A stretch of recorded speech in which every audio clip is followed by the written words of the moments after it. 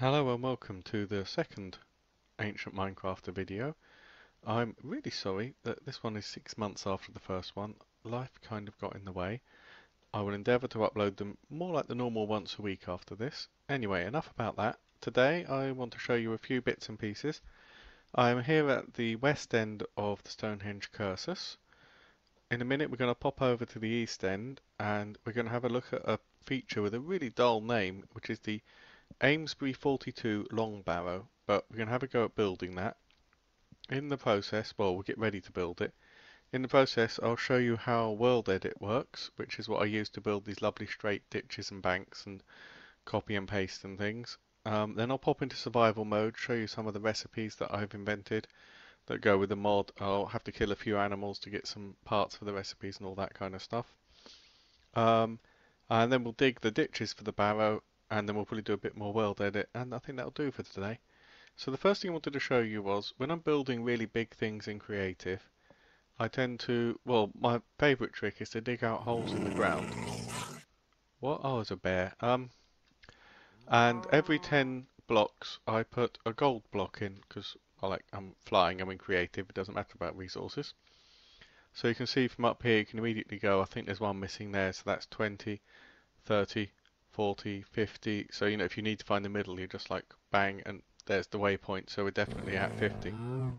This is getting a bit noisy around here. So I'll just fire up voxel map and we'll head up to the east end, which is where Amesbury 42 should be. Now this was a barrow. I'm just having a quick look at my map so that I can figure out which way to go. There we go, we'll go down here. This was a barrow that was built, well, I say it was built across the end of the cursus. The truth is, nobody really knows. It might be that they built the cursus coming from the barrow outwards. They're both built around the same time, over 5,000 years ago. And as you can see here, I've done the same trick of marking out my space, except this time just to make it look nice really, I've done it all in fence posts. So it looks much more like a Stone Age man has been here and has hammered in some stakes to kind of mark out where he's going to start building.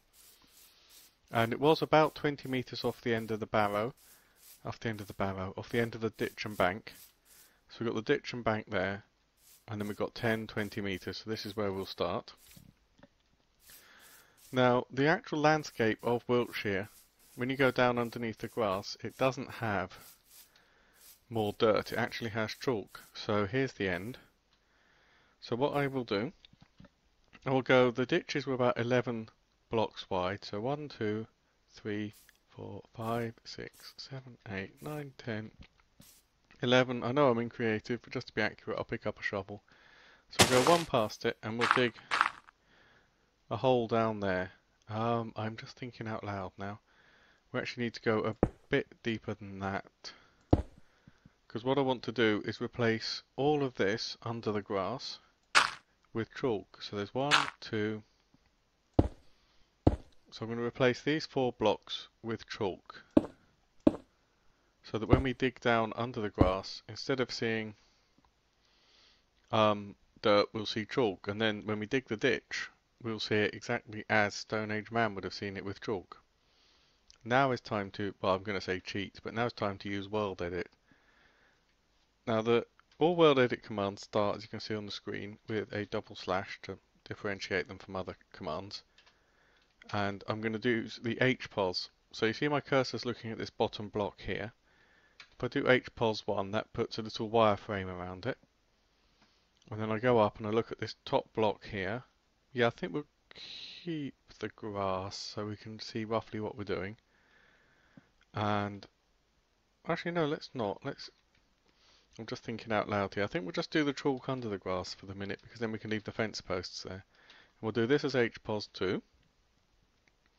And then you can see there's a wireframe around it. Now if we go down to the bottom, this is where it gets really powerful. We're looking this way, and we just say stack 12, and that means the next 12 blocks that way will all look like this.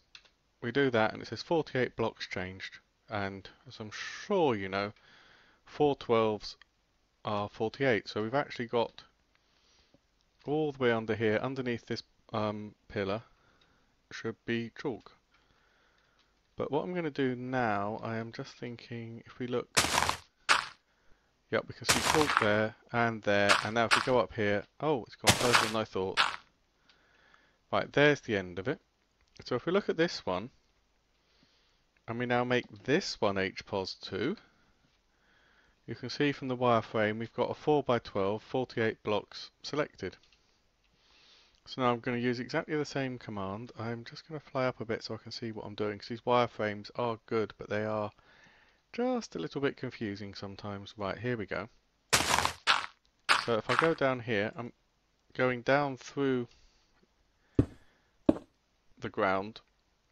Right, I don't need that, so let's get some dirt. And we're now in front of this big wall. So this in front of us is roughly the middle of a big wall of chalk. And now I'll just do exactly the same command. I'll just do stack, and because I'm at the end, I'll do stack 70. And I know there's a hill up there and it won't be perfect, but it will get, well, 3,614 blocks of chalk. So now when we come to dig the ditch, underneath the ditch, I'll just fill in all my construction holes. Underneath the ditch will not be dirt, but will be chalk. Where have I made holes? I'm just trying to see. And then a nice bit of grass to make it look natural. And now it's almost like almost like I was never here. I have to fall in this and nerd pole out, aren't I?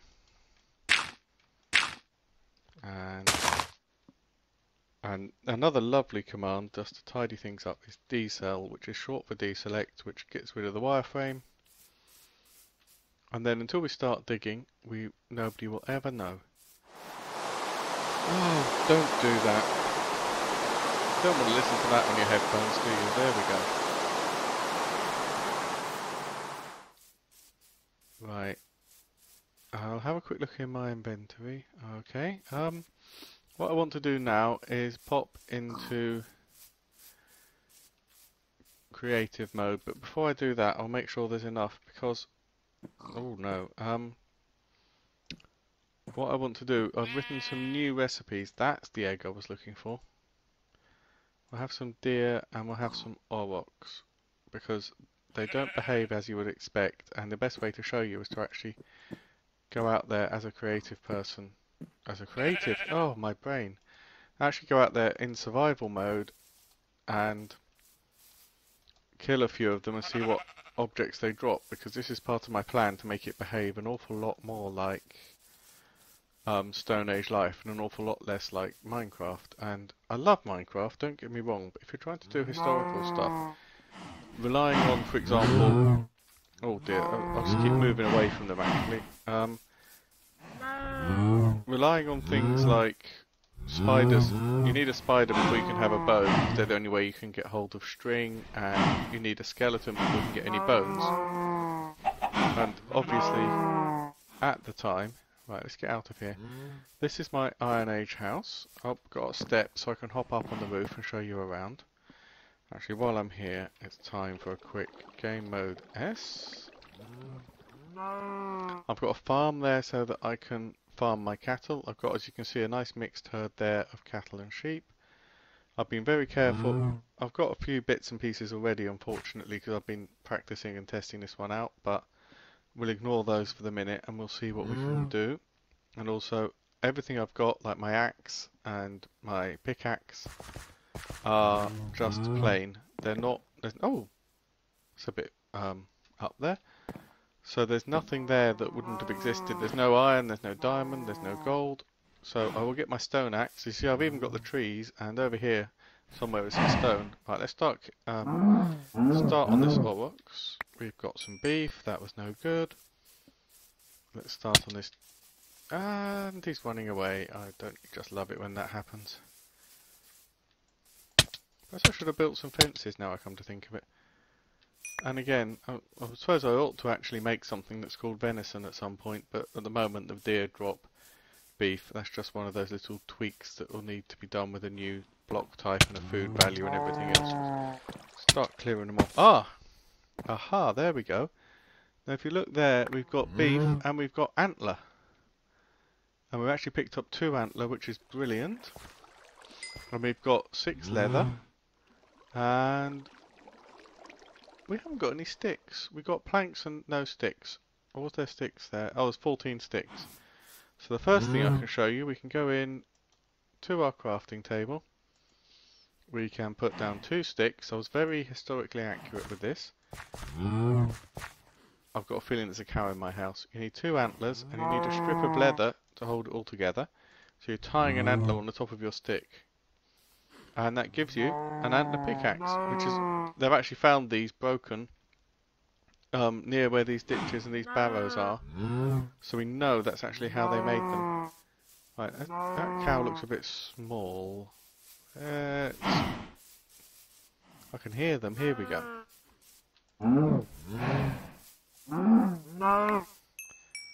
I don't know if you saw that or not, but that one actually dropped a bone. Because again, the bone shovel I've got... oh, come here. The bone shovel I've got, what they found near where these things were, is they found that the shoulder blades of cows were tied to sticks and were used as spades, just for moving... Look, there's bone. For moving vast amounts of dirt and earth out of the way. So now we've got a pickaxe and a bone shovel. Actually, I'll show you the bone shovel. Let's be sensible. Oh, and it's getting dark, but it's fairly peaceful, so hopefully we won't get creepers and what have you coming out at night. So you get, again, as you'd expect, you get 2 sticks, 1 big bone, and there you go, a bone shovel. So that's how we get our shovel and our pickaxe, which is really all we need for a ditch. So what I'll do now, I know it's dark, but it doesn't really matter. So we'll go back over here. This is where my posts are. Now this is one of the brilliant things about using Minecraft for these kind of reconstructions, is that you read in the books, oh yeah, it was 20 meters away from here and the ditch was 11 meters wide and it was 70 meters long, and you kind of think, meh, you know, it's all numbers on a page. But when you actually start digging, like, oh god, I forgot I'm not in creative mode. 2, 3, 4, 5, 6, 7, 8, 9, 10, 11. I've gone offline a bit, haven't I? Oh, 11, of course. We have to get rid of the where's my axe? We get rid of the fence post. Now, the ditch that exists around Amesbury, 42, the Barrow, is very plain. It's been ploughed out, it's hardly there, it's just more of a mark in the soil. So nobody can say with any definiteness, nobody knows really how deep it was. So I'm just going to do a nice kind of ditch where I go along 2, down 1, just to give it a kind of sense of being a ditch. Like I say, I'm in quite a lucky position as... Oh no, I'm not in creative. I have to get my head around this and not keep trying to fly.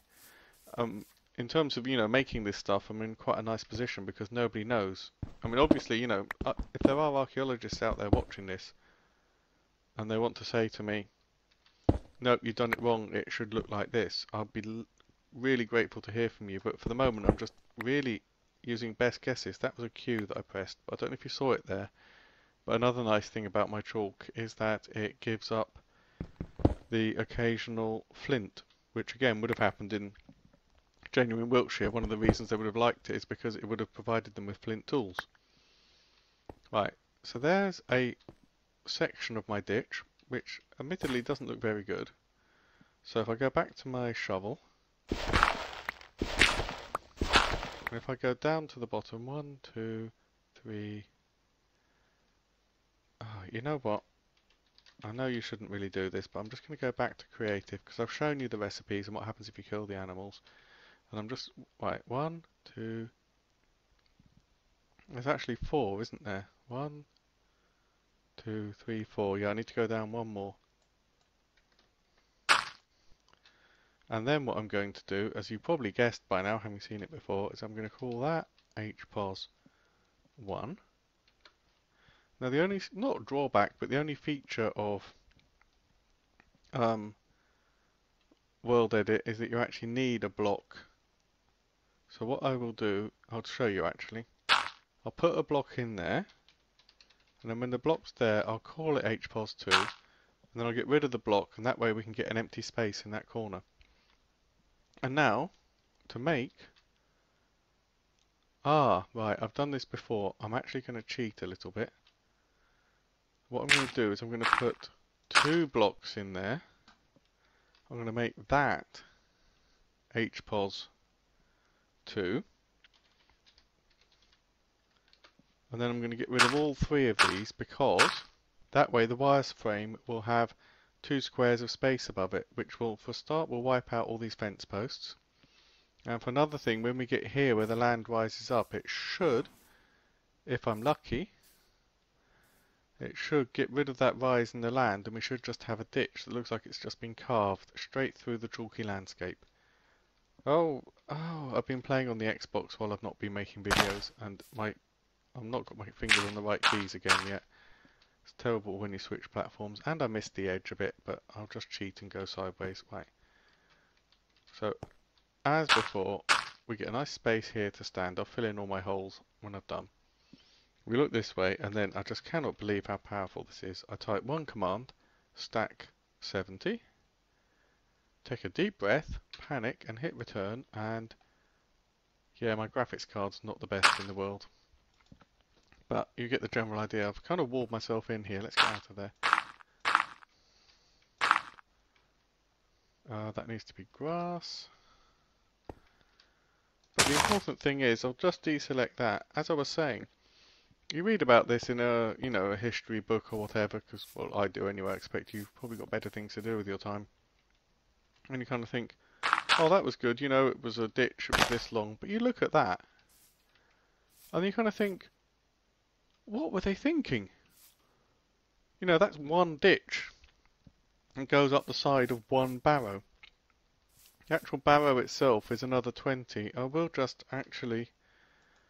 I'll get... Oh, I cannot type this evening. I'll type slowly. I'll actually get some more fence posts and count it out a little bit.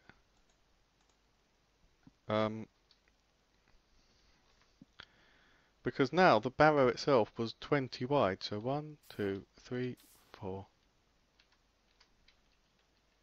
Oh, if I could type, I'd be dangerous. 5, 6, 7, 8, 9, 10. Oh, right, 10. Let's do this slowly and carefully while looking at the keys. That's a bit more like it. 11, 12, 13, 14, 15, 16, 17, 18, 19, 20.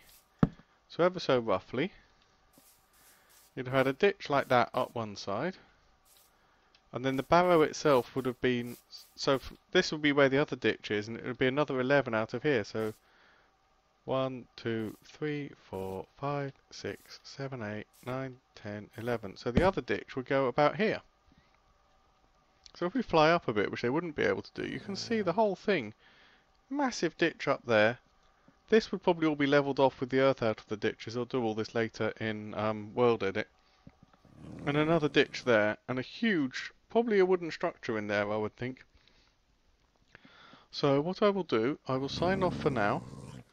I will do a lot of the construction because, to be honest, there's probably 10 million videos up on YouTube of people building wooden structures in Minecraft. And it's not going to be that exciting. And what I will also do, I will show you something that will look really scrappy at first. One more thing. And then I will go through and I'll do a tidy up. And when you see the third video, I will have done all of this, made it all look nice, and I'll walk you around the barrow. And then we'll bury it under earth so it goes back to how it was when the archaeologists found it.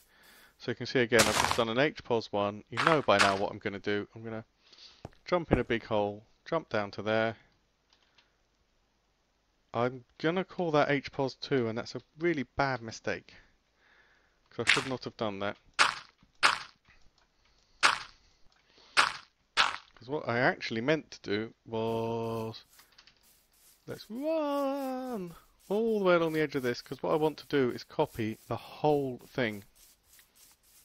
The entire ditch. Because this is another really powerful thing.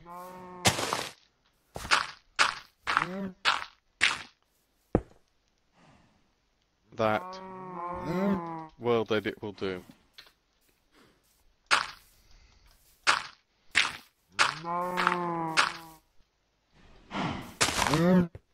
Oh, now we've got cows in our ditch. Now you see by this huge wireframe, we've actually selected the whole ditch. Now, when you're doing copying and pasting, you can't just go, oh yeah, I'll copy it and I'll paste it. You have to stop and think, because it pastes it relative to where you are. And the only reference point I've got is a wooden post at this corner. So I have to go all the way around here. Now if I stand at this corner, I'm going to be quite careful about where I stand, looking this way. If I get rid of that one square, now if I do / copy, it says blocks copied. Now this is going to look rough because of the way the terrain changes and goes up and down. So there's 10 meters out, there's 20 meters out. So if I stand about here, this is going to be a bit rough and ready. It's probably going to mess up horribly with the terrain. But I do want to show you this because the way I did the chalk and earth bank around the cursors was exactly like this, with a lot of the copying and pasting. Now if I paste, that's actually not too bad. It's kind of where the hill's gone up a bit there, it's kind of sticking up a bit in places and then kind of going underneath in other places, but that kind of shows you actually really quite nicely what copy and paste does. And obviously when you're not watching, I'll go along and I'll undermine that and just even make the cow fall.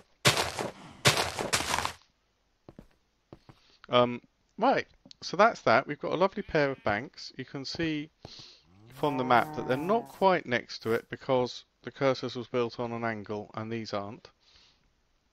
But that gives you an idea of the scale of it. There'll be 2 parallel banks up there in a minute. There's my house and farm. I'll go away, I'll tidy it up, I'll make things look flat, I'll build a barrow, and then when we come back I'll give you a guided tour of the barrow. I'll probably copy the whole thing because there are hundreds of barrows around, and if I can copy and paste a barrow and move it around to other places, I'll do that. And then we'll use World Edit to bury it under lots of earth, so that we finally get the big traditional mounded grassed mound that you're used to when you think of Barrow. So it just remains for me to say thank you very much for watching. I hope you've enjoyed it.